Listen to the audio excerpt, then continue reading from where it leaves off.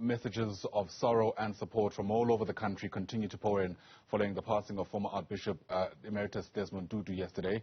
In Soweto, for instance, mourners have placed wreaths and flowers outside the house where he and his wife Leah once lived. It's also where we find our reporter Linda Mnisi, who's live to us there from the streets of Soweto. And Linda, many people, their neighbors included, would have had some time now to digest these news. I wonder how they're feeling the morning after.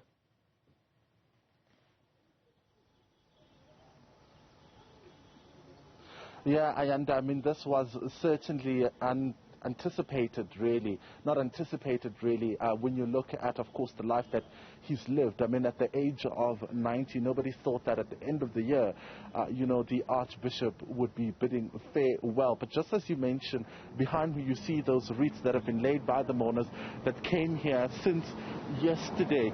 And, of course, they've left some flowers as well as some candles, lighting candles, of course, in remembrance of the Arch's life. But this has been their home with his family since 1975. This is where they actually celebrated their 50th wedding anniversary with his wife, Leah, as you rightfully put it. But of course, we are standing in Soweto in one of the, historical sites. Not only is the house of the Arch a historical site, but if you think about Vilakazi Street, the only street in the world really to have 2 Nobel Peace Prize laureates, and it's celebrated really for that. But when you speak to the neighbors, as you rightfully pointed out, these are people that have known a different kind of Arch. I'm joined now by Sakumzi Makubela. He's popularly known as a restaurant owner here in Soweto, but he's a neighbor to the Arch. Sakumzi, thank you so much for your time. I wonder what it was like for you growing up right next door to this great man.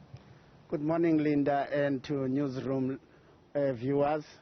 Sakumzi Makubela, growing up in Orlando West, it was quite exciting times that my parents decided to have a house between 2 Nobel Peace Prize winners, which is the Archbishop Desmond Tutu and the former President Nelson Mandela. Talk to me about you and the relationship that you've had, Arch, as a young boy running around the streets of Orlando West. What was your relationship with him like? The Archbishop and Mama Leah Tutu, they had a relationship with my parents because they are the ones who welcomed us when we moved in 1979. And I suppose they moved here in 1973 when they started staying here in Vilakazi Street or in Patela Street. And they were nice people, and I remember when I was young, my mom used to come and visit Mama Leah, and they used to say, instead of my mom rounding around, it will be better they have a gate between the 2 walls from my place and their place. Oh, so there was a gate that was created between the 2 houses. To create that, and they ended up not doing it. They were close people, and the Archbishop, he was like a father to us here in Orlando West. And we got to learn to look after ourselves, like to be health conscious. Early in the morning, he would go out and start jogging up the road here in Vilakazi Street while greeting the people of Orlando West. Talk to us about your fondest memory, the one thing that, he would do that you loved about him. He was an inspiration. He's one of those great leaders that was really a champion. He could speak many different languages.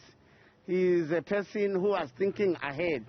Like us in Soweto, we just think here. We were made to think around here.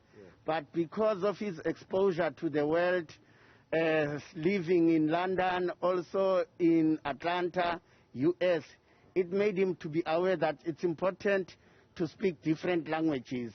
And he was more like a father, always smiling, full of jokes. When he's bringing his tourists or his guests from overseas visiting, he would come and dine with them here at Sakumzi restaurant. And his passing, I mean, what does it mean to people like yourself, Saki, and Umparati as a whole? I mean, this is a great loss for the country and the world, really. But what does it mean to the immediate community?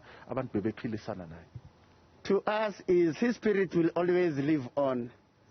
it's when we start remembering who was Archbishop Desmond Tutu, and us as we are still young, what can we learn from him and what can we start doing instead of us being limited in thinking.